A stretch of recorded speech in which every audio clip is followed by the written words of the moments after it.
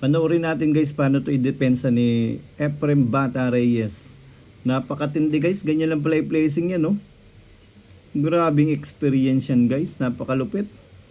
Wala na, cover na, dikit pa. Grabe mamlacing, ang lupit talaga, the legend talaga. Tingnan natin yung kalaban kung anong gagawin. Kamot sa ulo. Makati yung ulo ng kalaban, tingnan nyo guys. Kumamot eh.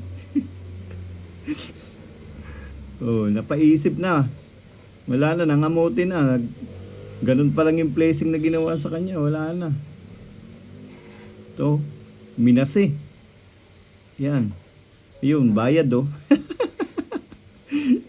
Grabe mamlacing, ang lupit. Idol, sports game na yan. Lolo Efrem Bata Reyes yan eh. You know, ganyan lang pala mamlacing, ang lupit. Oh. Tulak-tulak na lang. Bang, bayaran na yan. Champion yan eh. Sports game.